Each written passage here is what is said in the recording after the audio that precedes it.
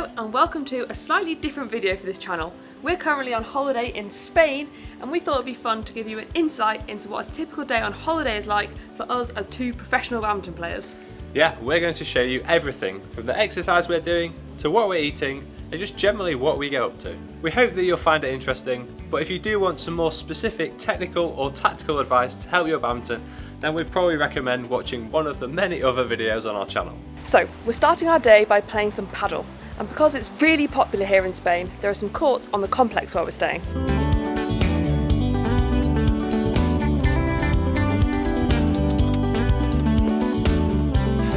Paddle is actually a doubles event, but we're joining a group session tomorrow morning where there's 6 pairs and everyone plays everyone, so we thought we'd better get some last minute practice in. Of course, got to do a warm-up. We recently made a video on our channel, badminton equipment you need and don't need, and we said that a badminton bag makes you look more pro. I don't think this is making us look very pro at paddle.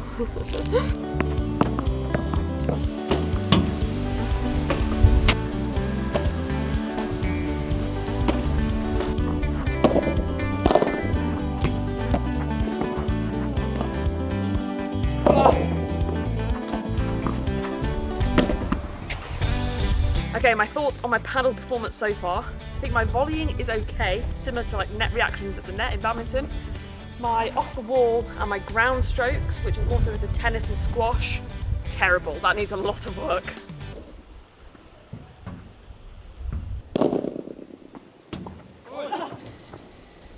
We've been conditioned our entire lives in badminton to always lunge with your racket leg, and then this coach came in and said, in paddle you need to lunge with your non-racket leg, and I couldn't do it. And that's going to take a lot of repetition and practice to change that habit. Yeah. If it's something I want to change. It's game time, starting with some half-court singles. Nice. It's all about the chip and charge.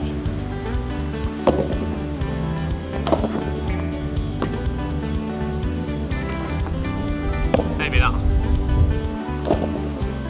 Oh, double fold. Feeling the pressure.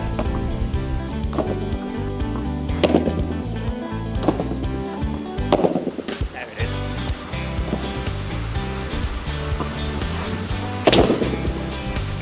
Wow.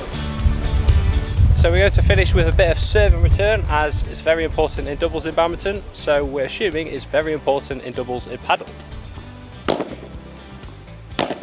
We've just got back to the apartment. We're now going to make some fresh orange juice, coffee, and have some laptop time.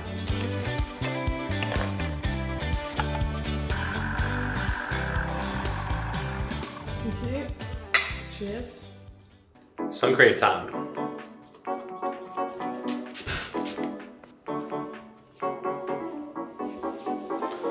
That's not done by any stretch of imagination. Missed a spot there.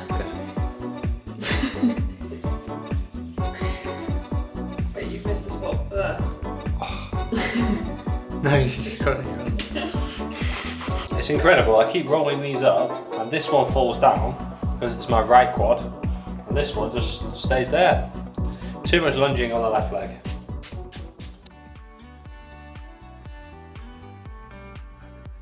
We're really lucky that this Airbnb we found has this amazing roof terrace, so we've been really trying to make the most of this while we're here. So I'm going to be editing a video and Greg is going through our badminton specific stretching routine for like the 20th time, as we're releasing that in a few weeks. You might be thinking, why are you editing? You're on holiday. But I find it quite enjoyable, and we both think we're always so busy during the weeks when we're training that this is actually a good time to learn some new skills and nail down some things that we don't often have time for. Okay, so I've just finished going through our stretching routine again, and I was just thinking that even though I've done it so many times now, when it comes to actually filming the video, I will get nervous. And we were also actually just saying that before our big paddle session tomorrow, we were getting a sense of anxiety and nerves before that as well. But luckily we're a lot better at dealing with these emotions now, and we see them as eustress, which is like good stress for you, rather than distress, which is the bad stress for you. Jen, what are your thoughts? Yeah, I think learning to deal with these emotions isn't easy, and we're sure everyone will go through this at some point in their badminton. And we can do all of the technical, tactical and physical training that we like, but working on the mental side of the game is so important too. We're sure that we've all experienced those times where we've lost matches because we were too nervous, or we were trying too hard, or we were so scared and stressed about who we were playing on the other side of the net that self-confidence and self-doubt kicked in, and we just lost those matches because of that. So we've spent a lot of time working on this over the years, and we still do. And one of the many things we've done is talk to a therapist from BetterHelp, who are actually a paid partner of this video. Greg, do you want to share what you've learned from this process, and then I'll share what I've learned? Yeah, I think what was surprising for me in this process is that it didn't just help how I was thinking internally and what I was telling myself. It also helped me think about what I was saying to Jenny and other partners both before, during and after the match. As we know, this can have a huge impact on your performance. Yeah, and I think for me, it really helped me understand when some of these emotions occur and then how to respond to them.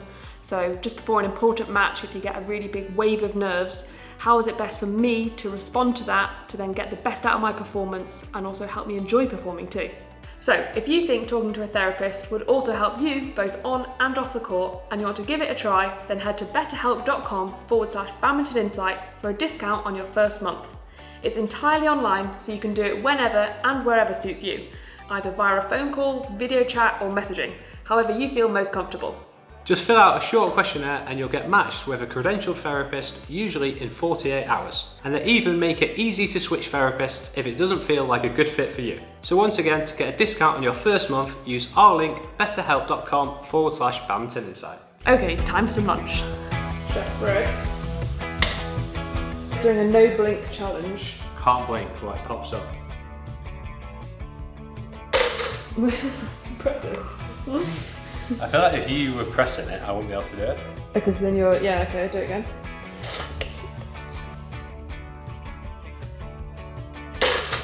Ah! My turn. Easy. Didn't blink. Now try and do it when I press it. I'm probably gonna break his toaster if you pop me up. Ready? You blink? I think I might, oh, I don't know. Maybe like a little half blink. Yeah, it's hard. Don't film this bit. So we are having very Spanish tostada con tomate. I think I've said that right. So basically some bread, some this like tomato-y kind of chopped up tomatoes, and we are going to chop up some more tomatoes, and then a bit of salt, which is really good, some salad, not sure that's traditional Spanish, and then some chicken, and also I will have a little bit, as we're in Spain, of Parma ham. So that. Lovely. So we've just done a bit more laptop stuff after lunch. Jen has been doing some more editing, and we've also been planning our upcoming training weekend. But now we are off to the pool. Cheers. Cheers. What are you reading? Talk to Strangers. Man from yesterday. YouTuber. Yeah. Is it good? I only just started it, so I will let you know in the comments.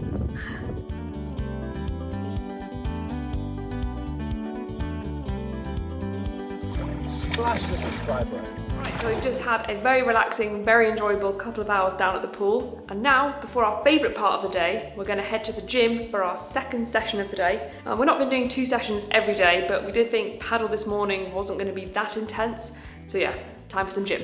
Yeah, and keeping up the exercise is something that we've kind of learnt to do through trial and error over the years. We used to go away for a week and literally do nothing. But then we found it took like 2 weeks to get our fitness back. And often we got injured as well. So yeah, it's good to keep up the conditioning. And actually, I personally also like doing exercise every day. I think you're the same as well. You just feel better. We've just finished our gym session, but there was a lot of loud music in there, but we did manage to film some clips, so we'll just talk through what we did now. So yeah, we were doing our strength and endurance program, which takes a bit longer than others at around 75 minutes. And this is because we are in an endurance phase at the moment, as we've not got a tournament for a little while, and then we're going to move on to our strength block and then our speed and explosive power as we close in on our next tournament and league matches. So while we've been on holiday, we've been doing this strength and endurance program 3 times a week, then interval training or shadow circuits on the other 3 mornings, and 1 day off. And of course, we've been doing a bit of paddle too. Anyway, we're heading back to the apartment now for our favourite part of the day. Definitely our favourite time of the day this. Just about to start the barbecue, have a drink, amazing, feel very lucky. It's actually the first time we've had a holiday like this that's been over 4 days since we got engaged 4 years ago now in Italy. We have had shorter holidays, like we had our mini honeymoon a year ago, but that was only 4 days because we had the World Championships 2 weeks after. So nice to get away without the badminton rackets sometimes. Although, as Jen said before, we have been doing a bit of shadow with our tennis rackets to keep conditioned. But yeah, speaking of having a drink, quite a lot of you have asked us over the years, do we drink alcohol? And we do. I definitely like a cerveza, but in moderation. So definitely a lot less than maybe we used to. But yeah, 1 or 2 beers a month, especially on a holiday like this. And I actually like to drink my beers more during the day if I have 1 or 2, just because it helps me sleep better. And also the scores for my week gives me better sleep scores if I do have any alcohol during the day. But again, we're talking not much nowadays. But I actually have found these 0% Estrellas, which I quite like. They're not quite as good, but do quite like them. So I'll be having one of these with the barbecue. Padron peppers, the world's best vegetable. This is the finished result. Nice fresh barbecue. That was fantastic. I am very much fueled up for paddle tomorrow now. Yep, so it's now 8 PM and typically we'll spend the next couple of hours either playing some card games, which is something we love to do on holiday, or we'll be watching some YouTube or TV, both things we very rarely do at home. Yeah, I might even read more of the book I was reading earlier, as the first 3 chapters were fantastic. So we're going to bring this vlog to a close now. Hopefully you've enjoyed gaining more of an insight into our lifestyle, us and what we do on holiday. If you have enjoyed it, don't forget to give it a like, smash or splash the subscribe button. I will see you back on court in our next video. Bye. Bye.